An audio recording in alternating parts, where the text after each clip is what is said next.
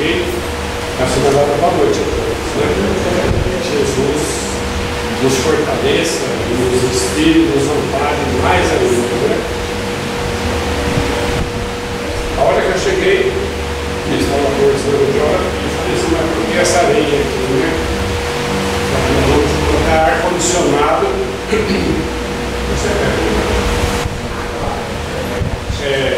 Nós vamos colocar ar-condicionado aqui no centro. Ó, que maravilha, né? Aí eu comecei a meditar na providência divina, quer dizer, em Deus. Nós, quando vamos ter um problema lá na frente, Deus já envia a solução do nosso problema bem antes. Nós é que somos mal acostumados, muito tengado, né? E a gente não admite. Há quanto tempo que a gente ouve falar de ar-condicionado? Tá? Há muito tempo. Era numa época, isso não precisa, não faz tanto calor. Mas há quanto tempo que o homem já implementou esse benefício para nos livrar dos efeitos do calor, que é suportável até uma certa hora, né? E depois ele torna-se difícil para que a gente mantenha ou tenha um repouso adequado que nós precisamos todas as noites. Então eu estava observando isso. Nas nossas vidas acontece sempre assim, acontecem situações que a gente supõe ser problema, desafio, dificuldade, sofrimento, mas na realidade é um aviso para que a gente não venha ter maiores problemas à frente. Então Deus antecipa tudo para nós. Basta a gente querer aproveitar-se dos benefícios de Deus para a gente vencer. Da outra vez que eu vim aqui, faz muitos dias, eu perguntei ao Chico qual o tema que eu tinha falado. E eu lembrei que foi sobre a felicidade. E hoje nós vamos falar sobre riqueza. É uma coisa que interessa, né? Se nós perguntarmos para uma pessoa, você quer ser rico? É mais imediato. Há uma adesão de muitas pessoas para ficarem ricos. A Beth deu que esse nosso planeta, o mundo, é um mundo de expiação. Existem pessoas que têm que passar por uma série de dificuldades sem nenhuma trégua a vida toda. Quando não é a expiação, é como a gente carregar uma dificuldade que não consegue se livrar. Existem pessoas que, além da expiação, carregam a aprovação, uma prova junto com a expiação. Então, as mãos, se nós pudéssemos imaginar, elas vão muito ocupadas com os nossos problemas. De um lado, a expiação, que a gente fala, não tem solução. E de outra, a prova que nós imaginamos até ser superada. Então, quando Deus quer que o Filho dele trilhe um caminho, não será outro.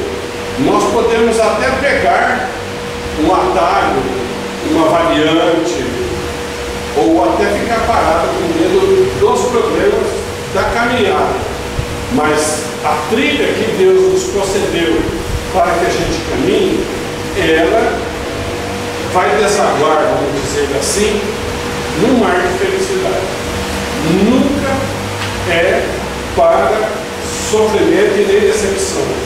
O que Deus nos concede, se nós utilizarmos de uma força que se chama crença em nós e crença em Deus, que se chama fé, superaremos e evitaremos muitos problemas e sofrimentos maiores. É que na caminhada, como falou na mensagem que nós lemos aí, diz que nós podemos ter muito obstáculo, mas é para a gente seguir caminhando. A vida é desafiadora, desafia nós todo dia. Será que eu consigo Será que eu tenho força? Será que eu vou fazer? Sempre nós seremos assim. Mas o que a criatura deverá ser, deverá cumprir no trajeto da vida dele, aí é que está o desafio. Hoje, com o advento da doutrina espírita, que ela é consoladora, levantou-se o véu dos mistérios. Não tem nada mais misterioso, não tem nada mais que de medo, de situação que possa acontecer. Olha, porque Deus não há mais nada, porque tudo está devidamente explicado dentro de uma lei chamada causa e efeito, que está com perguntas e respostas dentro das nossas obras. Então, quando o Senhor Jesus concebeu a autorização de Deus para que plantasse aqui na terra a doutrina consoladora, que é o Espiritismo, é para que nós mesmos venhamos a resolver os nossos problemas livre de chantagem, livre de dependência de qualquer pessoa. Não tem mistério nenhum mais, tudo a gente dá para concluir dentro da doutrina espírita. Quando uma pessoa sofre, ela fica apavorada. Ela nunca procura em si próprio se a causa emanou dela, começou dela. Muitas vezes nós entendemos que o sofrimento pode ter vindo de algum lugar, menos de nós. Dentro do Evangelho segundo o Espiritismo, há uma lição que diz assim: justiça nas aflições. É justo nós termos aflições e sofrimento aqui. É uma coisa justa. Porque nós não estamos vivendo só essa vida. Além de que a gente pode ter tido desvio já nesta vida, por educação, por hábito, ou por qualquer forma, nós contamos ainda na retaguarda, que não é para ser lembrado aqui, que nós temos grandes dívidas perante a lei, não é perante Deus, perante a lei. E a lei que nós falamos se chama amor. Em algum momento do nosso passado, nós ferimos alguém e agravamos alguém, e isso se chama, nós ferimos por amor, quer por decepção, quer por ingratidão, quer por qual seja o motivo.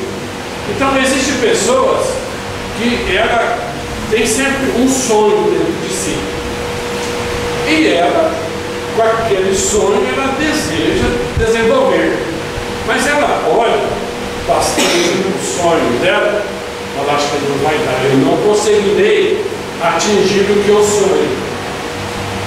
Jesus nos ensina que se a gente perseverar e tiver coragem de enfrentar todo dia com o nosso esforço, a espiritualidade nos ajudará a resolver vagarosamente. Uma escritora norte-americana chamada Kathleen Norris, ela um dia citou uma frase muito interessante. Ela diz assim: a vida é muito fácil de viver. Basta aceitarmos o impossível. Ela disse uma frase. Basta dispensarmos o indispensável. Né? Então, tem coisa na nossa vida que é impossível, vamos deixar como impossível.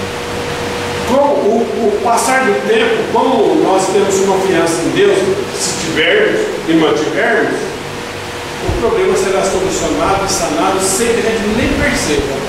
Que a própria vida, quando uma pessoa é correta e corresponde à vontade de Deus, no caminho que ela segue, traçado por Deus, a vida vai responder tudo o que ela perguntar e ajudará na solução de todos os seus problemas que ela considerava impossível.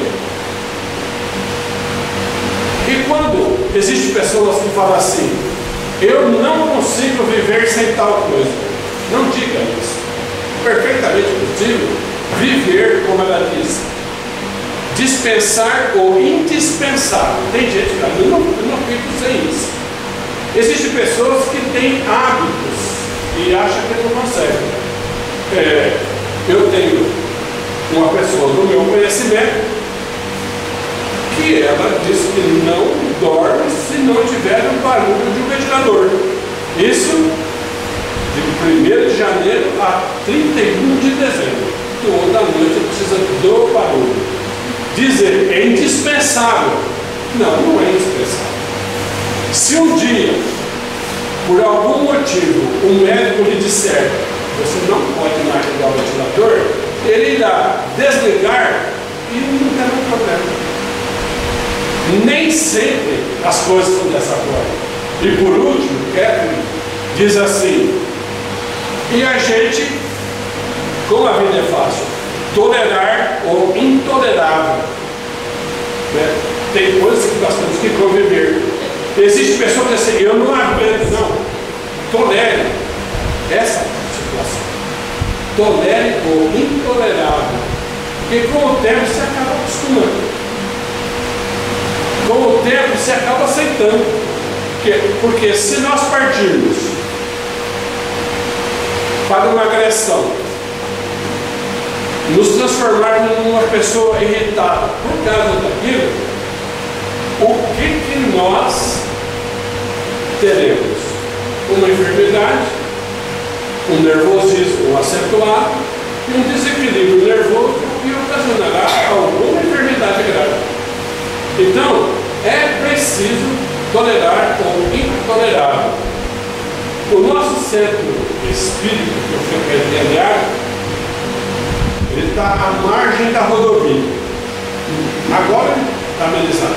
Mas o trânsito, ele é interessante, porque quem conhece bem, assim que passa a cantina, é uma descida enorme e uma subida razoável. E os caminhões, de um modo geral, como falando popular, solta lá em cima e vai colocar a marcha, geralmente, em cima do nosso centro. E é aquele barulhão. E a maioria das pessoas fala assim, eu não ouvi barulho nenhum. E o trânsito é constante. Enquanto nós estamos orando e estudando, a gente nem percebe o barulho da rodovia.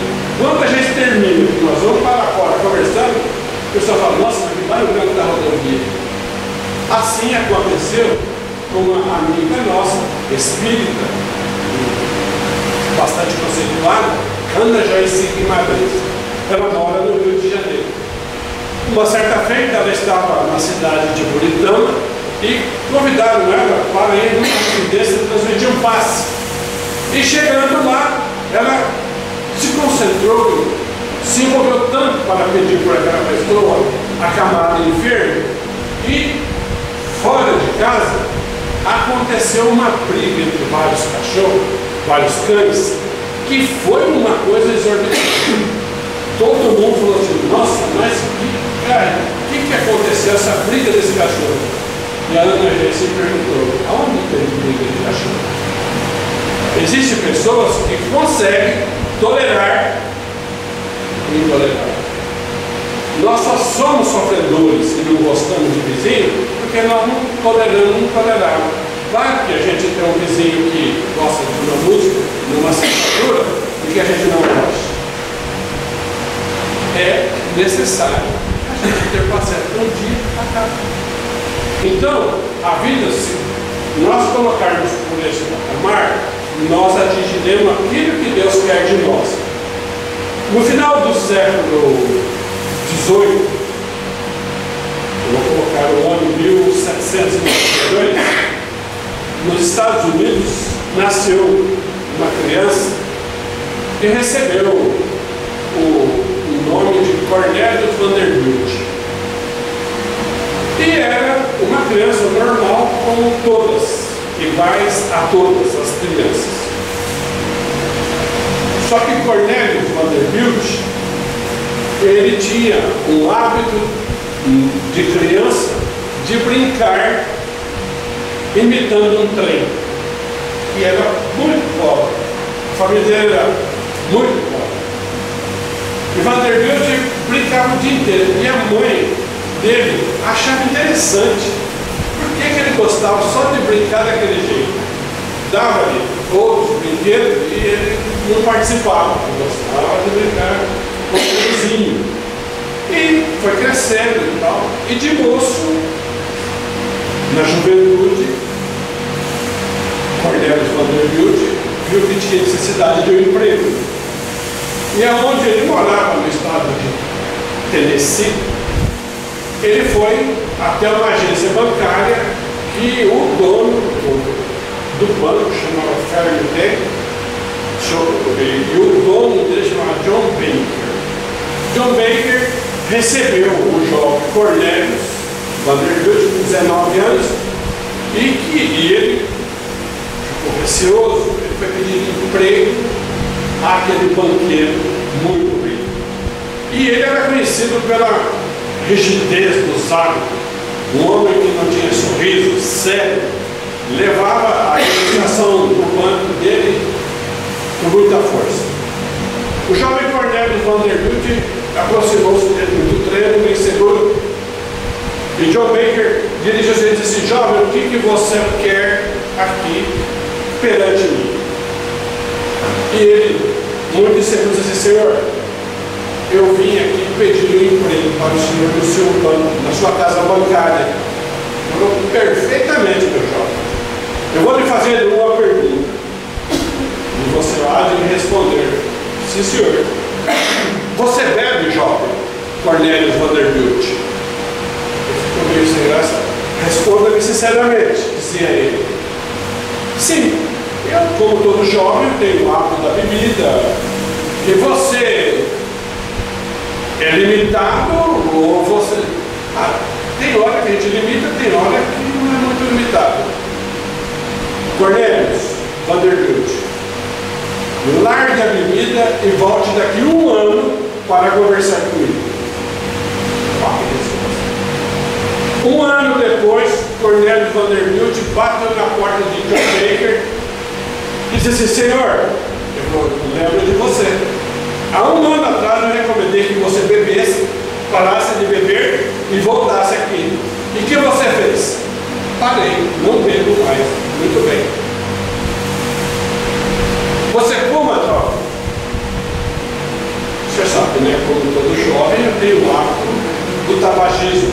Pois bem, largue de fumar e volta daqui 1 ano e conversa comigo. Ele já mirou John Baker e foi para casa.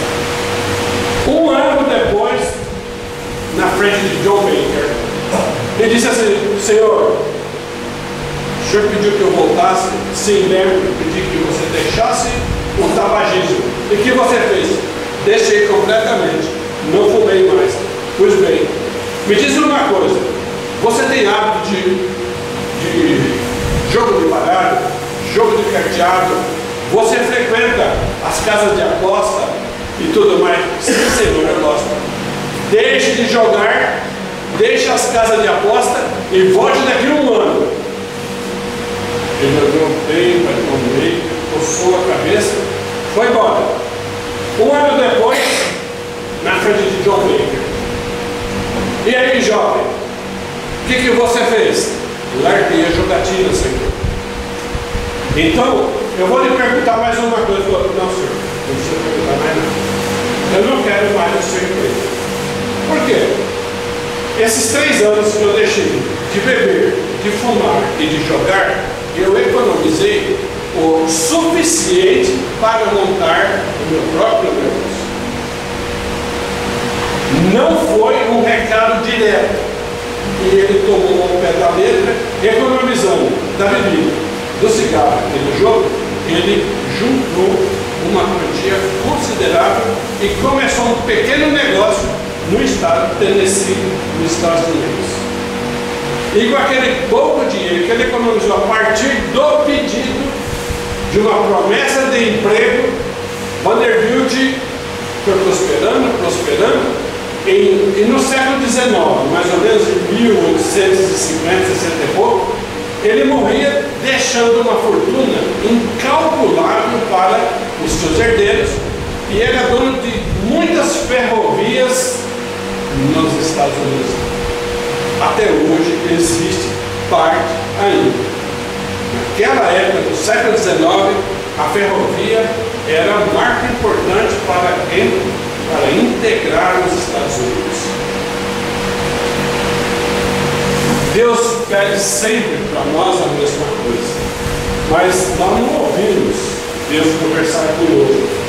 Mas Deus conversa? Sim. Desde que você abra o coração para Ele.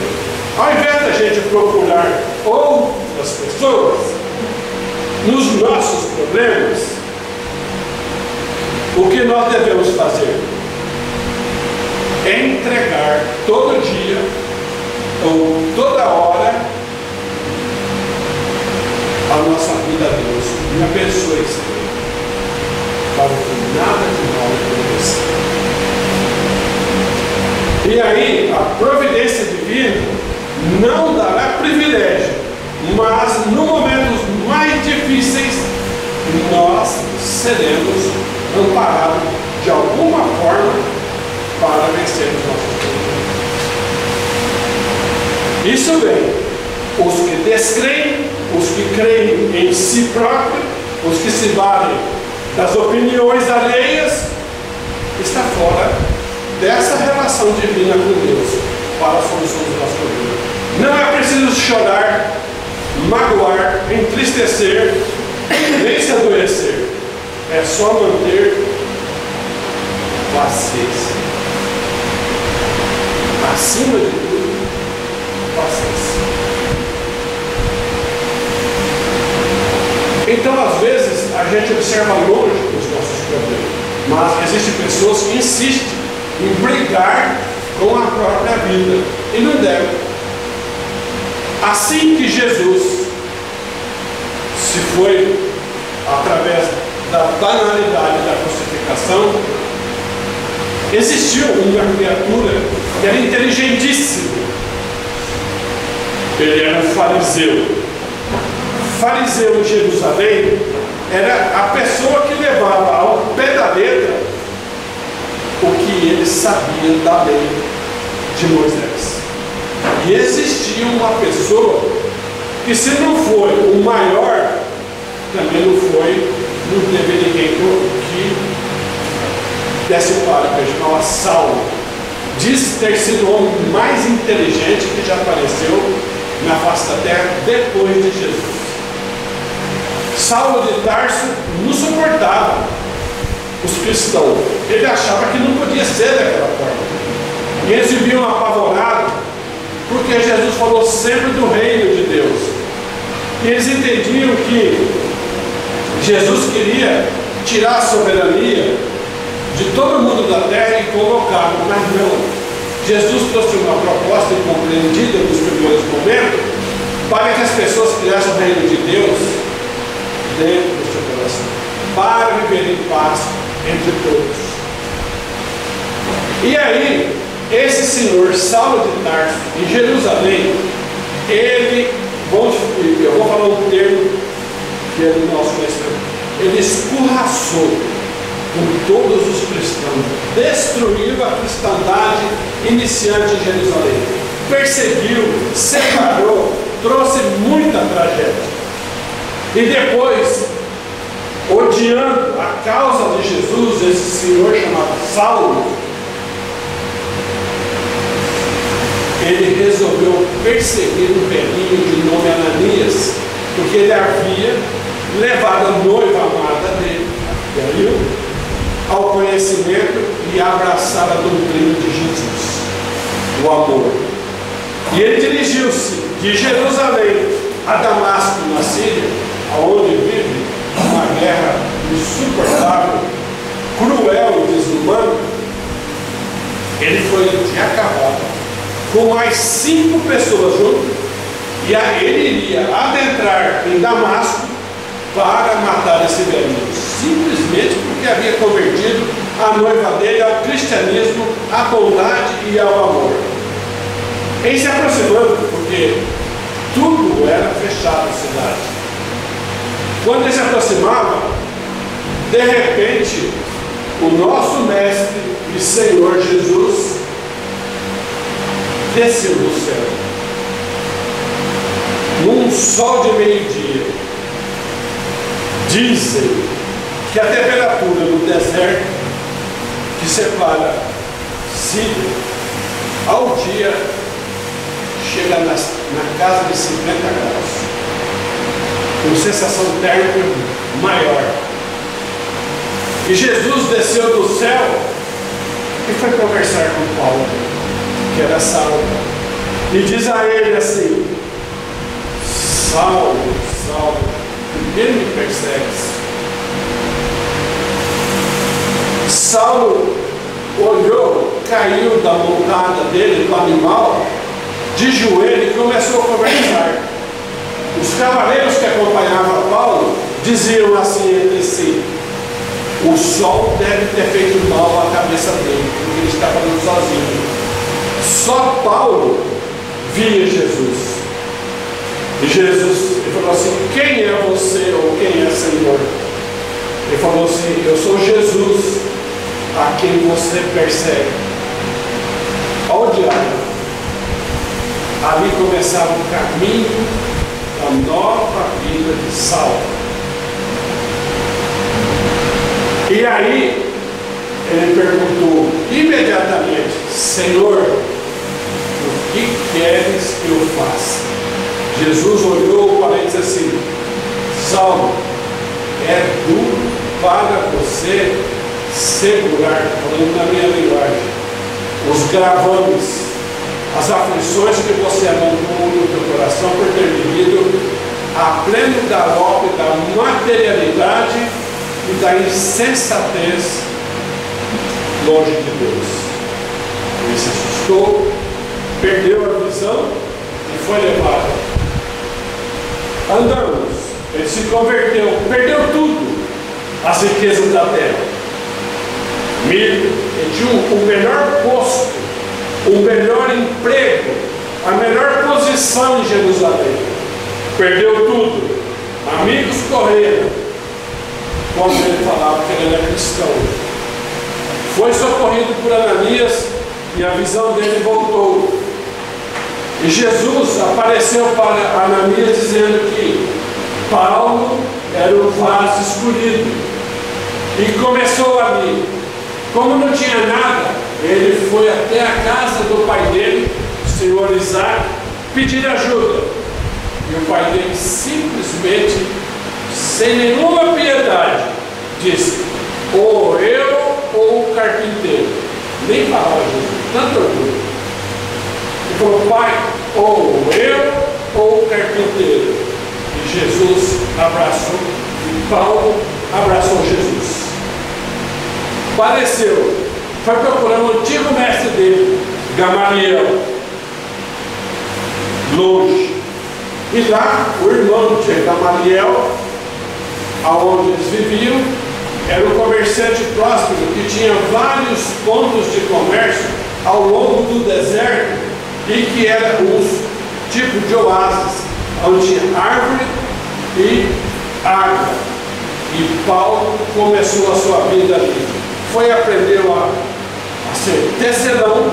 O homem de uma grandeza intelectual baixou lá a ser um tecelão e foi trabalhar para ganhar a vida. Ficou 3 anos no deserto, em um lugar chamado de Oásis de Dan. E ali ele entendeu o que ele tinha que fazer: divulgar o Evangelho de Jesus perante o mundo todo. E ele fez com todo sacrifício e com todo amor. Nós temos 14 epístolas dentro do Novo Testamento que ele enviou. E ele auxiliou o apóstolo Lucas a escrever Atos dos Apóstolos. E Paulo terminou a jornada dele perdendo o pescoço e a cabeça na cidade de Roma, justamente no lugar que tem o Vaticano. E antes de cortar-lhe o pescoço, só porque ele falava de Jesus, ele falou uma simples palavra, ficou rico. Combati o bom combate. Porque Jesus, quando saiu, falou aos apóstolos e serve para nós. Coragem, eu venci o mundo. Nós não vamos vencer o mundo, mas nós temos que vencer as nossas fraquezas e os nossos erros. Paulo ficou rico porque o dia que aconteceu isso, ele subiu nas alturas, foi até Jerusalém, isso em espírito, não enxergava, meditou alguns minutos, e aí apareceu uma entidade luminosa chamada Ananias, que já tinha ido para o seio do nosso Pai, e que disse a ele assim: Saulo, é uma glória para mim abrir os olhos pela segunda vez. Aplicou-lhe um passe na espiritualidade e Paulo começou a ver a imensidade que é a vida de Deus, o que Deus tem para nós. Quando ele admirava toda aquela beleza que não cabia dentro de si, o céu rasgou novamente e desceu Estevão, a quem ele havia mandado matar, que ele percebera. No meio, Jesus, e do lado, a noiva que ele tanto amava, Abigail.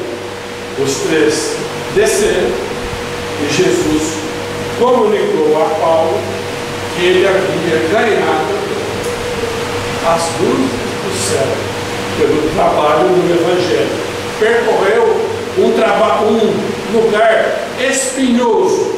Quem quiser saber da vida dele, não perca de ler Paulo e Estevão. É uma riqueza imensa.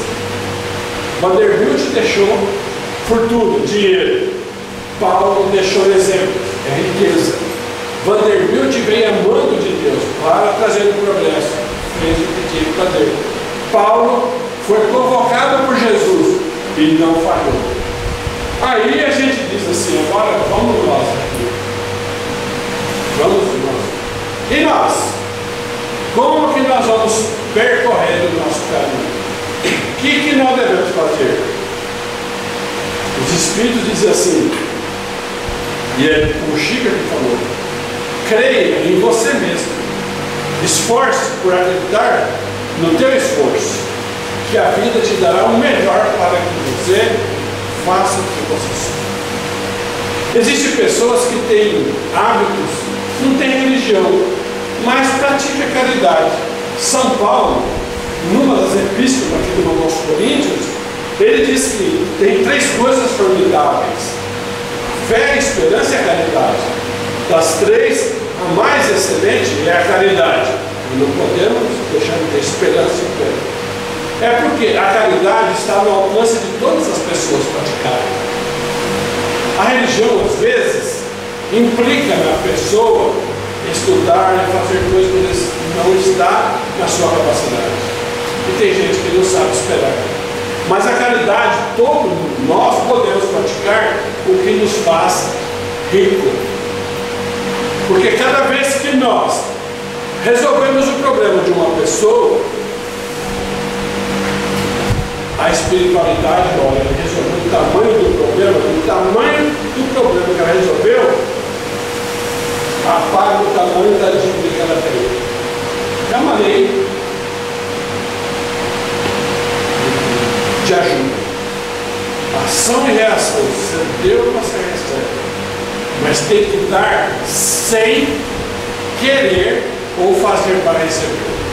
Eu tenho um amigo, ele é muito brincadeiro. Ele gosta de dar risada de tudo. Ele fala para mim assim: eu não tenho tempo para religião. Ele perde muito tempo. Fala muita coisa, eu não gosto. Eu não gosto de ler e não gosto de ouvir.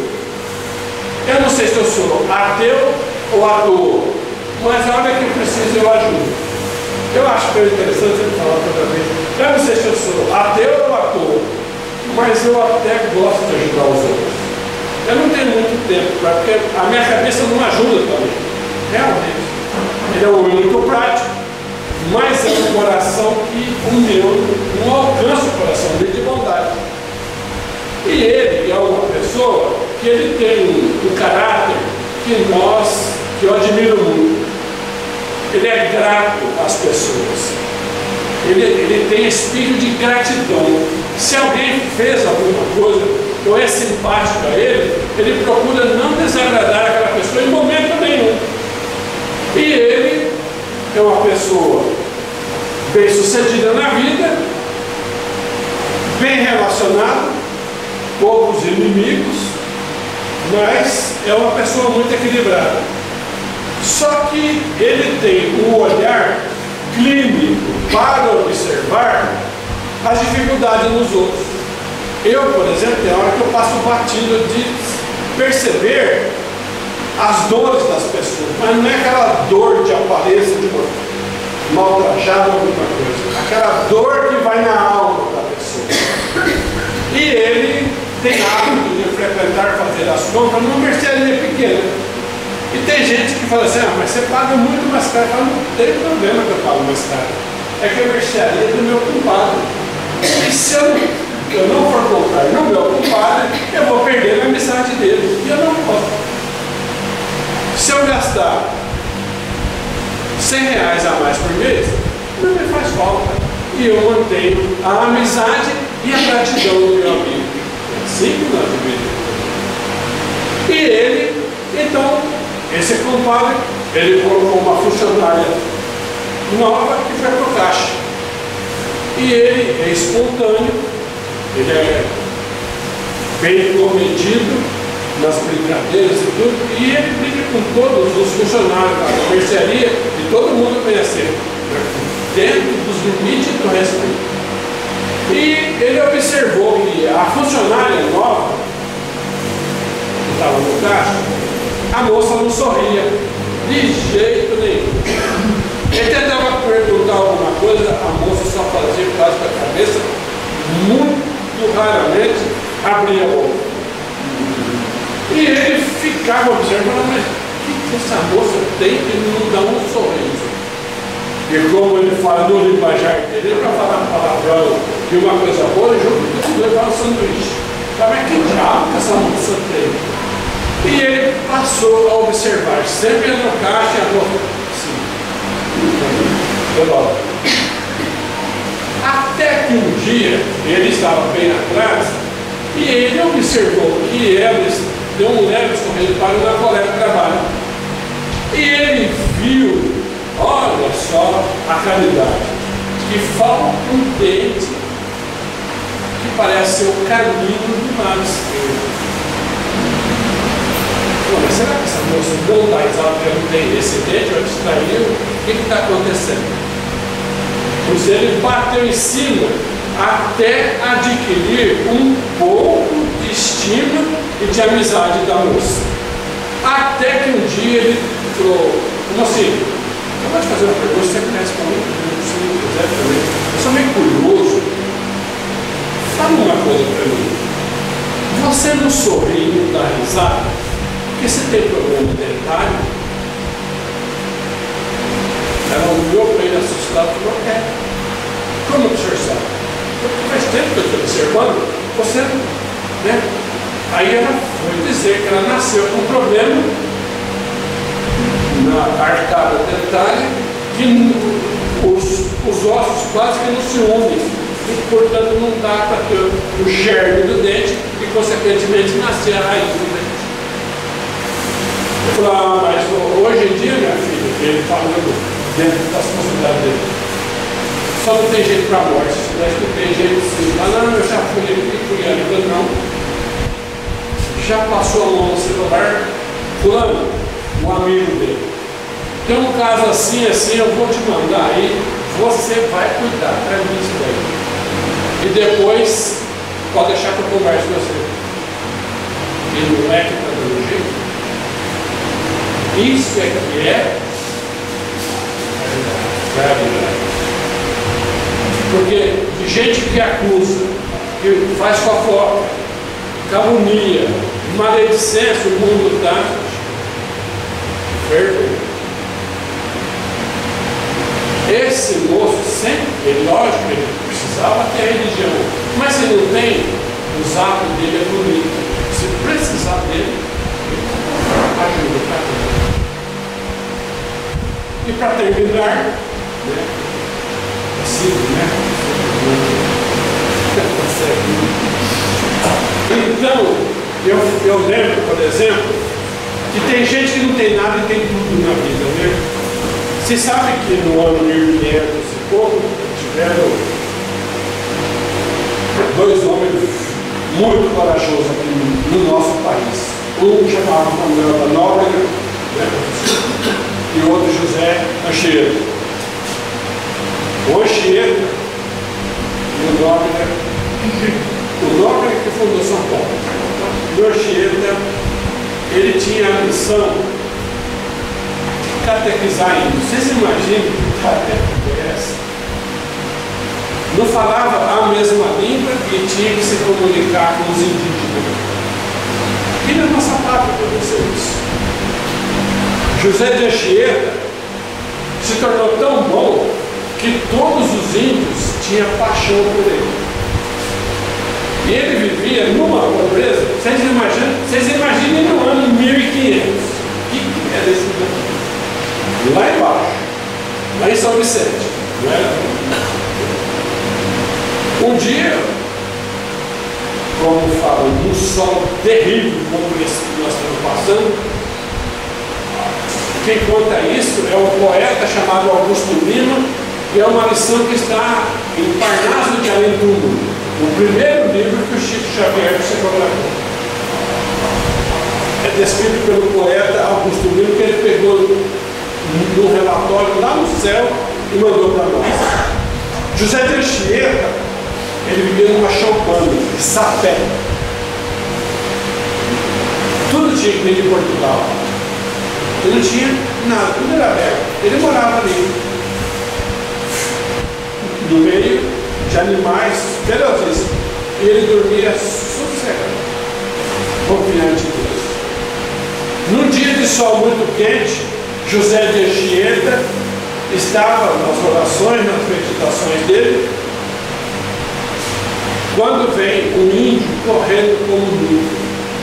Numa carreira, o índio chegou e não tinha fôlego, e José de Anchieta parou ele para ele descansar e para ele, pelo menos, contar o que ele queria. Esse índio falou para o padre José de Anchieta que o cacique, o pajé daqui, era o homem que fazia as curas através de feitiçaria. Estava à beira da morte e que ele não queria morrer sem que Padre Anchieta lhe desse uma bênção. Vocês querem riqueza maior do que isso? E aí José Anchieta olhou um homem que andava descalço, um areião quente, um sol quente. Ele pôs o pé na estrada, parou junto do índio, ajoelhou na areia quente e agradeceu a Deus o sol, a vida, tudo que estava acontecendo, que Deus era perfeito, que nós tínhamos que entender. Agradeceu a Deus e pediu força para chegar até onde se achava o pajé. Assim que Anchieta terminou a prece, começou uma revoada de pássaros, um atrás do outro, em gorjeio constante, e fizeram como fosse um guarda-chuva na cabeça da Anchieta e protegeram bem os pássaros, evitando o sol sobre ele. Caminhou até onde achava o pajé, abençoou e o pajé foi para outra. Isso é riqueza. Tem gente que fala assim: se eu ganhar na Mega Sena, eu digo, você está perdido. Você perdido. Uma vez perguntaram para o Chico qual foi o maior presente que ele ganhou. O O Chico morava lá no bairro João 23, longe do centro de Uberaba. O ônibus passava de 2 em 2 horas. E o Chico tinha que ir para a cidade resolver um problema em cartório. Quando o ônibus apontou, o motorista parou, um moleque pequenininho veio correndo e disse: tio Chico, espera. O Chico olhou para o motorista e falou assim: pode ir embora. Tinha outro ônibus, daí 2 horas. E o menino veio correndo e falou assim: o que foi, meu filho? Falou: tio Chico, o senhor fez tanto bem para nós, eu queria dar um beijo do senhor de gratidão. O Chico falou que foi o maior presente que ele recebeu. Um beijo de uma criança. E o Chico esperou pacientemente esse menino. 2 horas depois, o ônibus chegou. Nós, se acendermos um fogo e o gás acabar, vocês ainda o que acontece?